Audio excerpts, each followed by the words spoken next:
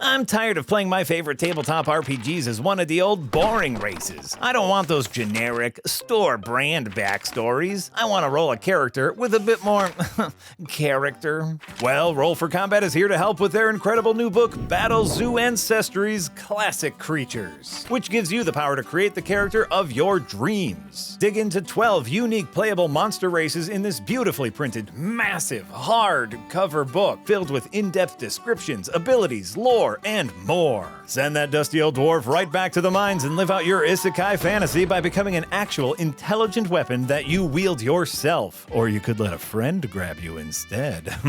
Teamwork. Put that elf back on the shelf and become a sentient dungeon, complete with traps, treasures, and a living avatar. You could even put an end to the age of man and become a shape-shifting mimic. You know, those things that gave you trust issues ever since you were eaten by one in Dark Souls? Ooh, that could be you. Click the link below or head on over to battlezoo.com to secure your copy of Battle Zoo Ancestry's Classic Creatures today and become the life of your adventuring party. D&D said in their sales that they were going to model D&D after Magic the Gathering's Universes Beyond pop culture crossovers. Chris Cox said, D&D Beyond is an excellent platform for us to build upon the ways people are playing D&D. And then he wrote, are you ready?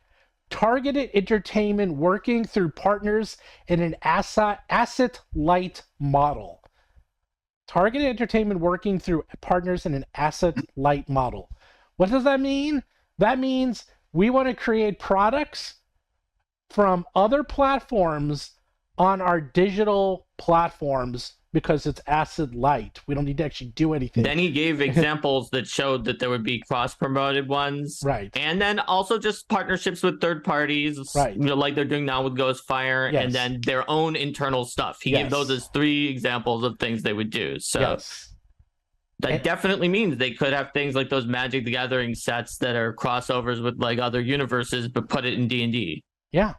And if you don't believe me, Disney just bought out a part of Fortnite for $1.5 billion so that they can start putting Disney products in Fortnite.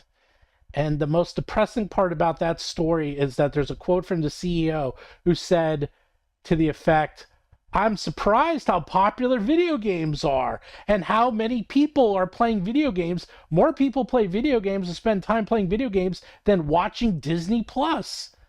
I was like, really? Is this guy the CEO of Disney? Shouldn't he know this stuff? Why is it I know this stuff and he doesn't? Isn't this like his whole business model? Like, because you fall upwards in that industry. I guess so. I mean, to be fair, I don't know anything about running theme parks and animation, so you know. I mean, yeah, I guess that's fair, but it should be blatantly obvious that games are up in every demographic. People are playing different kinds of games, and a lot of that money is in mobile games with like weird predatory gotchas and loot boxes and all those other things. But games are big.